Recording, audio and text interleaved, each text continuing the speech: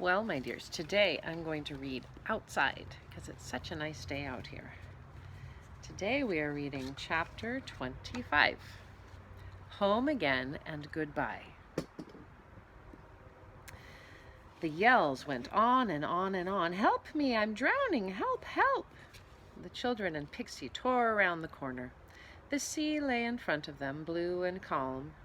The goldfish was swimming about in it, looking enormous. Winks was splashing and struggling in the water, and every time he tried to wade out, the goldfish bumped him with his nose and sent him under again. There was a crowd of little people yelling with laughter. Peter waded in and pulled Winks out. The goldfish flapped out too and lay on the beach. It didn't seem to mind leaving the water at all, but then, as Molly said, it wasn't a real live fish, it was just a roundabout one. Winks, we're not a bit sorry for you, said Peter. As usual, you brought on your trouble yourself. Now, just pick up that fish and take it back to the merry-go-round. The fish was big, but not heavy. Winks groaned and put it on his shoulder. It flapped its fins and made itself as difficult as it could to carry. Winks staggered back to the merry-go-round with it. But the merry-go-round was gone. It had completely disappeared. Well, said Winks, dumping the fish on the ground at once, I'm not carrying this fish any longer then. But the others made him. We might meet the Pixie in charge of the roundabout, said Peter, and you could give it back to him then. He was very upset at losing it. And so Winks had to stagger along carrying the goldfish. Still, as Peter said, if he was going to make trouble, he could jolly well carry his own troubles. It certainly was an island of surprises. There was a surprise around almost every corner. For one thing, there was a wonderful balloon tree. It had buds that blew up into balloons. Under the tree sat a brownie with a ball of string. You could choose your own balloon, pick it off the tree, and then get the neck tied with string by the brownie. They all chose balloons at once. Winks stayed behind, and they had to go back and fetch him. He had done a most surprising thing. He had picked 6 of the biggest balloons, and he had gotten enough string from the brownie to tie each one of them to the big goldfish. And just as Pixie and the children reached the balloon tree again, they saw Winks set the goldfish free in the wind. And the breeze took hold of the balloons and carried the goldfish and all high up into the air. "Oh, Winks," said Molly, "now look what you've done." "It's just a little surprise for the goldfish," he said. "Thank goodness I've got rid of him." Well, what can you do with a brownie like that? The others gave up on him in despair and walked again. The wishing chair followed them closely, as if it was a little bit afraid of the island of surprises. Round the next corner was another surprise. There were a dozen small motor cars that seemed to go by magic. Come and race, chanted a little goblin. The winner can choose his own prize." The prizes were as exciting as the little cars. There was a purse that always had money in it, no matter how many times you took it out.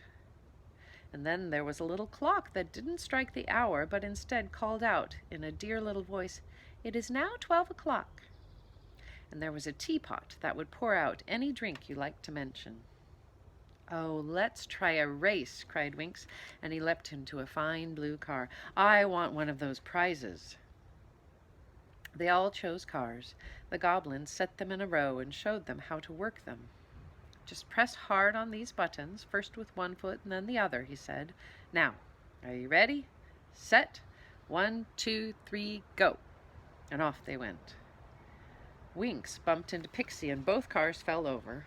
Molly's foot slipped off of one button and her car stopped for a moment or two, but Peter shot ahead and won the race, while all the little folk cheered and clapped. "Choose your prize," said the goblin. Peter chose a little dish with a lid. It was a wonderful dish. Every time you lifted the lid, there was some little tidbit there, a sausage or a bar of chocolate or an orange or an ice cream, something like that. Peter thought it would be a very useful thing indeed to keep in the playroom. They had a wonderful time that day. Once the surprise was not very nice. They went down to sit for a rest in some dear little rocking chairs. Their chairs at once began to rock as soon as everyone was sitting in them, and they rocked so violently that everyone was thrown roughly out onto the ground. The goblin in charge laughed until tears ran down his cheeks. "Not a very pleasant surprise," said Molly, picking herself up and running after her balloon, which was blowing away.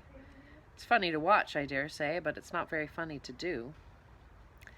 They kept having tidbits out of the tidbit dish, but Molly wished that there were more ice creams, and so it was a lovely surprise when they came to a big public fountain which had a tap that was labeled "Ice Cream Faucet.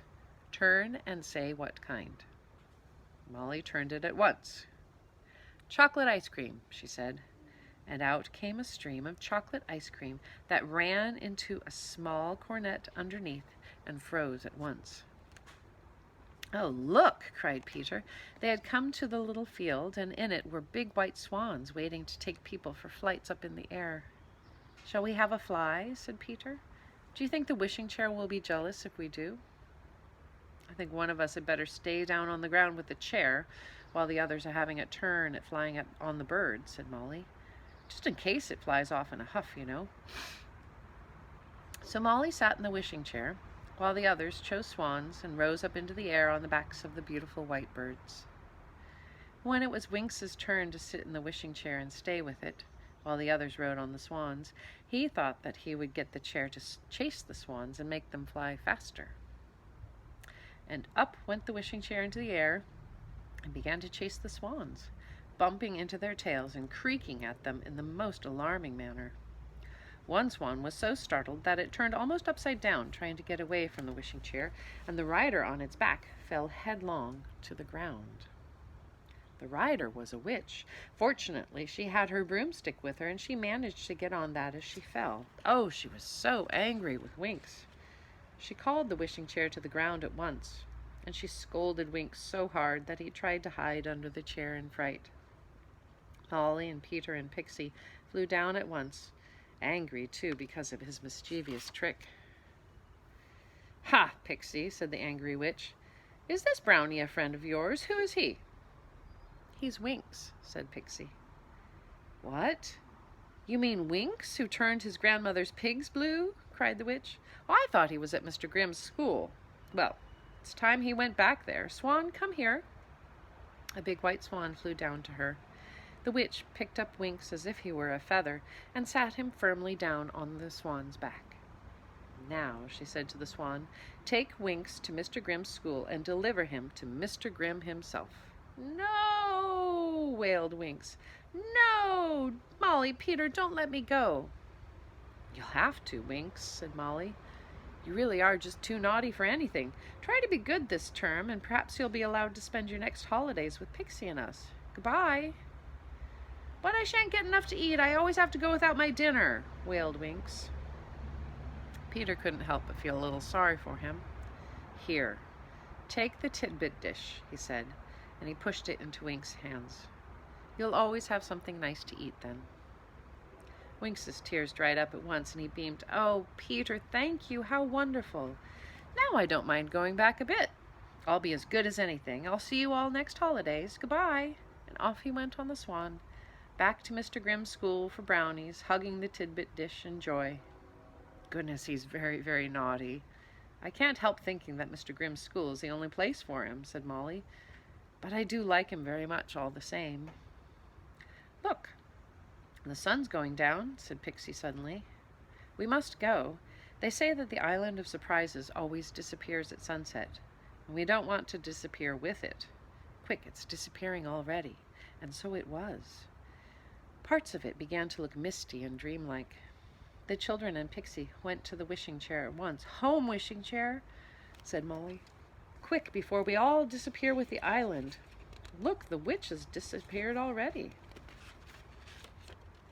And home to the playroom they went. They heard Mother ringing the bell for bedtime, just as they arrived. Oh dear, our very last adventure these holidays, I'm afraid," said Molly. "Pixie, you'll take the chair to your mother's, won't you, and take good care of it for us? You know the date that we come back from school. Be here in time to welcome us." "We'll slip in and say a last goodbye before we leave for school," promised Peter. "Don't be lonely without us, Pixie, will you? And couldn't you go and see Winx once or twice at school in the wishing chair, just to cheer him up?"